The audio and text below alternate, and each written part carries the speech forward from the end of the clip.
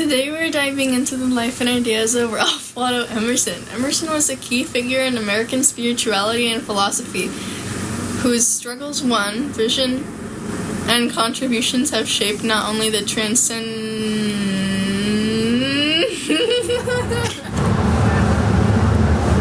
Whoa, that was weird. Anyway, today we're diving into the life and ideas of Ralph Waldo Emerson again. Emerson was a key figure in American spirituality and philosophy, which we've been talking about, whose struggles, vision, and contributions have shaped not only the Transcendentalist movement, but also the foundations of Unitarian Universalism, which is why it is so important to study Emerson and the Transcendentalists. Together, we'll explore Emerson's journey, his philosophy, and his call to embrace nature, self-reliance, and spiritual independence. As we've seen throughout our lectures and class discussions, Emerson felt a deep spiritual calling, very deep, which he termed his first philosophy, and we talked about this last week. This vision emphasized personal awakening and a profound connection to nature. Emerson's focus wasn't on following religious dogma, but rather on discovering each individual's inner potential and communion with the natural world. We've also talked about that Emerson believed that each person possesses a generic soul. He described it as a giant asleep, a vast potential within us that often remains dormant. Emerson wanted to awaken this potential, not only within himself, but in others as well, inspiring us to live from this place of deeper awareness as a community, together on our own, both things at the same time. His essay, Nature, is probably the most important document considered foundational for the Transcendentalist movement. And he wrote it in 1836, and in Nature, he introduced the radical idea that revelation comes from nature itself, not religious doctrine. This is a big deal for Emerson's time. Nature for Emerson is a sacred text that reveals the divine to those who observe it. Then there's that famous trip to the Paris Garden that we've talked a little bit about. Emerson experienced what he described as an occult relation with nature, or like a mystical vision or mystical relation with nature. He saw everything as connected and interwoven. This moment truly confirmed his belief that nature is both a teacher and a spiritual guide, offering insight to those who were willing to listen. And Emerson listened. Emerson described 4 ways in which nature serves humanity. First, as a commodity.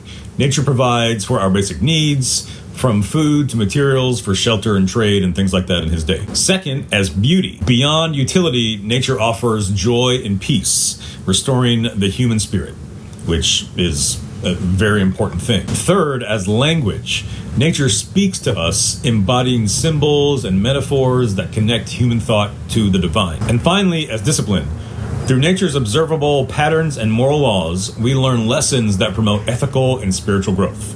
Emerson believed that in his day, and I can't even imagine what he would think now, people have become alienated from nature, creating a disconnection from both themselves and the divine.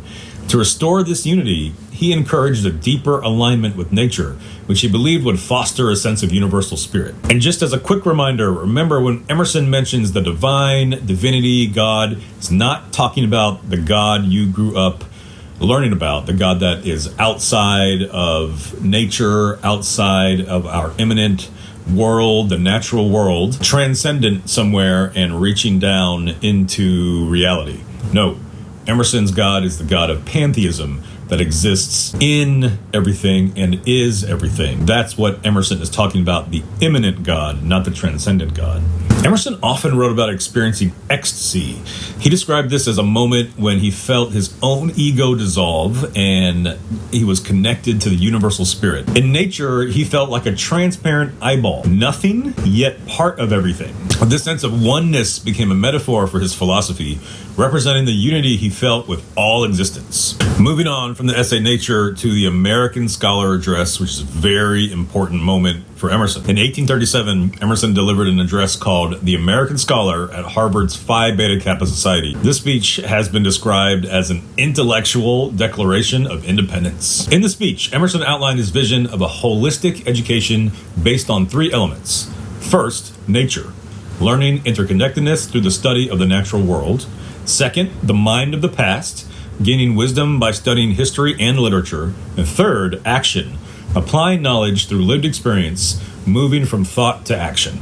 Emerson saw life as full of natural opposites: solitude and society, individual and community, nature and culture, feeling and intellect. He described these forces as constantly oscillating in a state of what he called undulation. Emerson urged people to embrace both sides of these polarities, as they offer balance rather than contradiction. And then, according to Emerson, scholars have three important duties. First, encouraging awareness and higher ideals. Scholars, he said, should uplift and enlighten others, challenging superficial values and societal pretense.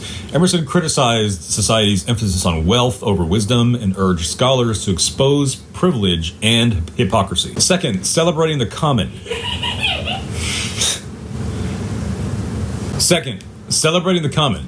Emerson valued the ordinary and everyday, believing that even mundane aspects of life contain deep spiritual meaning. He urged us to see the spiritual significance in the mundane, much like William Blake's idea of seeing a world in a grain of sand. Third, affirming individuality and interconnectedness. Emerson stressed that each individual is part of one universal mind. By expressing our individuality, we speak universally, as we are all connected through a shared divine source. This is a big idea for Emerson. Emerson stressed, I'll say it again, that each individual is part of one universal mind.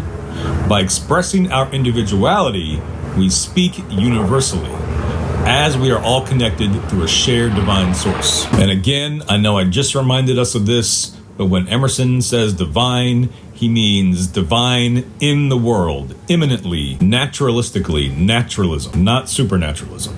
Now, the next major academic moment for Emerson got him in a little trouble, I think. This is another address to Harvard.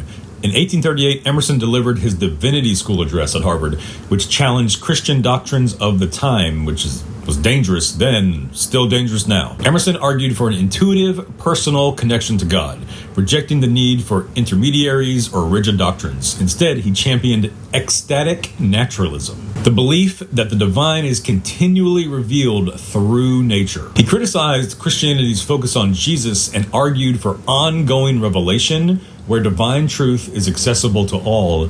And remember, he's doing this in 1838.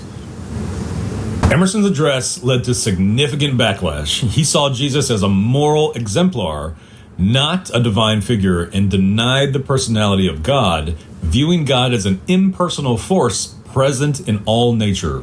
So remember that. Keep that in mind as we go forward. However, this address influenced Unitarian theology greatly, moving it toward a more post-Christian transcendentalist alignment. Did you hear that? This address influenced Unitarian theology, moving it toward a more post-Christian transcendentalist alignment. So Emerson's contributions through his lectures and writings continue to resonate today a lot.